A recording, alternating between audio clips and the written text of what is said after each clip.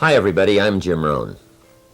I was just going over our latest issue of our new magazine called The Achiever.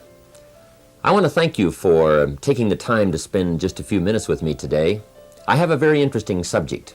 I call it 5 Simple Steps to Go from Average to Fortune. I've been asked to give it in many places for corporations and companies, and now I have the opportunity to share it with you. It's a pretty big subject for someone like me. For my life started out rather modestly, up in farm country in Idaho where I was raised. I grew up in this little community of some 4,000 or 5,000 people, and went to high school, graduated, went to college for a year and a half, and then I quit, decided I was smart enough, and got me a job to see if I couldn't make all of my ambitions come true. My parents, I think, gave me a very good foundation, a very good start. I was an only child, so I think they took some extra time with me and got off to a pretty good start. A couple of years after I left school, I found a very beautiful young lady and persuaded her to marry me, and kept making all of those grand promises, as we're inclined to do, that everything was going to work well and that she had made a wise decision. Well, 2 or 3 years after I'd gotten married, it didn't look like my new bride had made such a wise decision, because I'm now starting to struggle. I've got far too much month at the end of the money, if you've ever known what that's like, and I'm wondering what to do. I'm behind on my bills. I'm willing to work hard, that's not my problem, but it isn't going as well as I had thought it would up until that point. I'm struggling, and I'm wondering what to do. Should I go back to school and get some more education? I didn't have any capital to start a business, so all these questions were going through my mind at a time when I needed some answers, how to really become successful and how to turn my life around. Well, at age 25, good fortune came my way. And sometimes it's a little difficult to describe good fortune. Why do unique things happen to you when they do? Part of that's a mystery to me. I really don't know. One of my friends says, well, things don't just happen. They happen just. And maybe that's it. I really don't know. But my good fortune was, at age 25, I met a very remarkable man. His name was Mr. Schoaf, Mr. Earl Schoaf. And he's the gentleman who gave me those last final answers that I had been looking for up until that time. Mr. Schoaf was a very unique gentleman. He was a businessman, an entrepreneur. He had several businesses. And he took a liking to me, and he hired me, and I went to work for him. I spent the next 5 years working for him. And then, unfortunately, at the end of that 5 years, he died. But I did get to spend 5 years with this remarkable man, and he's the gentleman who gave me the answers. He gave me the points and the ideas that helped to really turn my life around. And I will always be grateful for finding someone who took the time to share their information with me. The best thing Mr. Schoaf gave me was not a job. The best thing he gave me was the benefit of his philosophy. And fortunately for me, his philosophy worked for me. I practiced it, I utilized it, and I put it to work. And about 17 years ago, I was living in Beverly Hills. And I was going through all the notes that I'd gathered up during that 5-year period. And the idea came to me, why not share these ideas with other people? I've used them to change my life. Things have worked out well for me. I wonder if others might find them interesting. So I put all of the material together, and 5 years ago gave my first lecture, my first seminar. And ever since then, I've spent more and more of my time lecturing and sharing ideas on how to do better, how to make your life personally, socially, and economically work out better. And especially for the last 6 or 7 years, I've had the opportunity to travel around the world. The seminar's been translated in many languages, and I find myself now spending the biggest share of my time lecturing, sharing ideas, and trying to come up with answers that can make a difference in your life. Let me give you this simple little talk, how to go from average to fortune. There's 5 simple steps.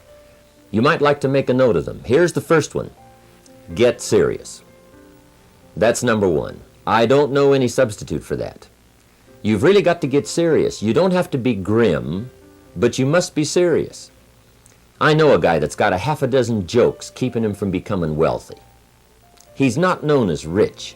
He's known as a joker, which I guess is okay if that's the kind of life you want to live. But it really isn't the best way to live. To go from average to fortune, you must get serious. And you must get serious about two very important things. Number one is setting your goals and where you want to go. Designing the next 5, the next 10 years is so vitally important. What do you want to do economically? Where do you want to go? What do you want to be? What would you like to have? What would you like to share? How much would you like to earn? How far would you like to go? Those are some major questions to ask.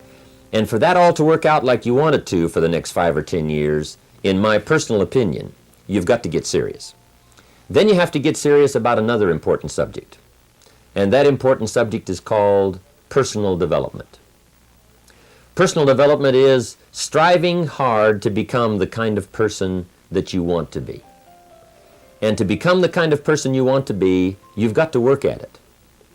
10 years from now, you will surely become someone. The big question is, who? What are you becoming? And if you go to work on it now, sure enough, in a very short period of time, you can take on a new direction to become the kind of person you want to be.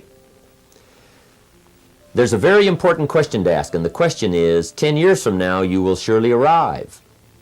And the question is, where? So to answer the question of where you want to arrive and the kind of person you want to be, you've got to get serious. So that's point number one. To make your life worthwhile and unique, to go from average to fortune, you've got to get serious.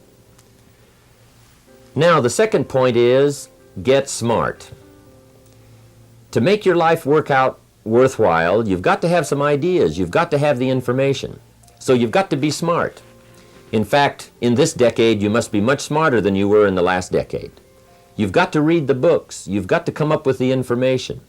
When I have a chance to talk to the high school kids, that's the theme of my talk. Get smart. There's nothing worse than being stupid. And if you will read the books, learn from your experiences, do all the things that you possibly can to get the information, sure enough, you'll be wiser this year than you were last year. And I've got a few techniques that I teach in my seminar on how to get smarter, keeping a journal, going to the lectures, going to the seminars, listening to the sermons, picking up ideas from other people. You just must keep up this steady process of learning. Never cease your quest for knowledge. And that's one of the key points to go from average to fortune. Get smart. Now here's number 3. You've got to get going. All of the things that you've learned will not do you that much good if you don't put it into an action plan. You've got to get going. In my management and leadership seminar, we teach game plans, how to put all the good things that you've learned into action. Economic action, social action, personal action. How to make the changes and how to actually do the work, how to actually function. Get going, that's the key. Some people are ever learning, but they don't put it into action. They don't really take the action. It's like the man who keeps bringing materials to the building site and never builds anything.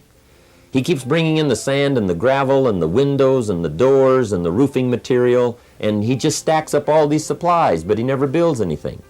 See, if you do that long enough, fairly soon they'll come and take you away. You've got to do something with what you've learned. You've got to take action. You've got to get going. So that's one of the most important things to learn, how to design your days, how to design your weeks, how to design the months so that you take the proper action to get the proper return that you're looking for, whether it's economic or personal. Get going. It's a major key. Now here's number 4. You must get excited. And not just the false enthusiasm of just pure positive thinking. You've got to get excited over some very basic things. One is, get excited over your ability to make yourself do the necessary things. Because discipline is major step 1 toward personal progress. And anytime a person wishes to, they can make major changes in their life, personally and socially and financially. It doesn't ever have to be the same after today. No telling what you could do today if you really wish to. The act of murder is a clear indication that a person in one drastic act can forever change the course of their life. It just happens to be in the negative direction. What I would ask you to do, starting today, is get excited about committing an act that's positive, an act that's constructive, to make the changes in your life that you want made, and to go the direction that you want to go. So that's number 4, get excited. Get excited about your potential. Human capacity is usually never the problem. Little children can learn several languages. We can learn to do the most incredible things. All we need to do is take the time to do it. So it's not a matter of capacity. It's a matter of judgment. It's a matter of excitement. It's a matter of will. And it's a matter of wanting to bad enough. So it's pretty exciting to know that any day you wish, you can change your life. Any day you pick out, you can make major changes. It doesn't ever have to be the same again. And that's exciting. Knowing that intellectually and personally, you can actually do the things that will make major changes in your life. That's number 4. Here's number 5. Number 5 is get away. I have found, especially in the last 15, 20 years, that there's an important thing called life balance. You've got to learn to get away. You must learn to get away and be alone. Learn to get away and reflect. Learn to get away and learn how to live as well as how to earn. How sad it would be to learn how to earn well but not learn how to live well. You must balance your life. We teach something, especially in my staff, I teach something called lifestyle. Lifestyle is how you learn to live your life. Some people have money, but they don't even know how to spend it.